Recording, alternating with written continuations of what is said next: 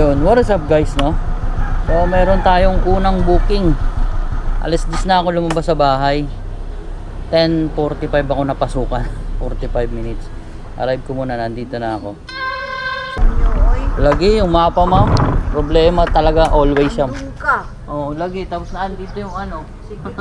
Sige ako sigaw, Maxim, asa ka na. Kala ko yun. Eto, i-drop mo lang to. Deka hong indangan pa din yan. Sa labasan lang yan siya, jeans, kina parlor. Harap yan siya ng phase 2. Ng phase 1, deka hong din yan. Ang wala yung number, no? Ang wala yung number. Apo, ma'am. Kapitbahay lang yan. Lagi. Ay, hindi man halos kapitbahay. Mauna yung maliit. Apo. Kaya? Kaya, ma'am. Kaya nandito na isa. Basta Basta yan magaan, ang tapos singilin mo. Oo. Yan siya, singilin mo Sandaan yan na sa lang. ano. Okay. Sige, ma'am. Salamat. Sige, ate. Salamat po.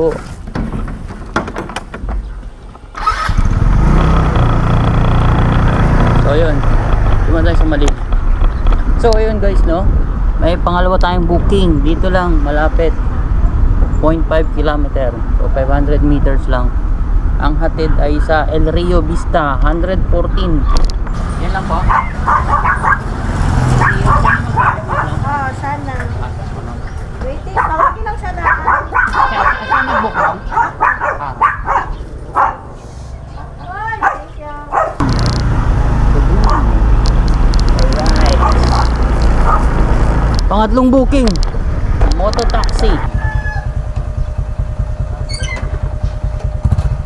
Yung gamit mo, okay dito? Paalala nyo lang, ma'am. Ayun. Holy Cross. Fresh bear akong giset. Ano, ma'am? Ayun, sige, ma'am. Diyan kayo tumapo. Ano na kami, sir? Hatid ko to. Sige po. Pang-apat. Pang-apat, pero pangalawa sa MC Taxi.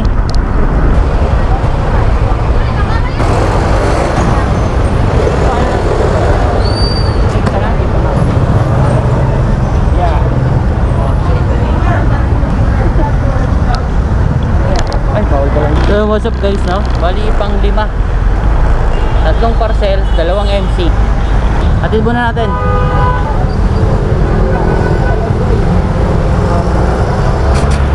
So yun guys, no? May pang 6. Puna? Okay na to? Tara na. Pang 7 ngayon. Nasaan ito? Okay na daw?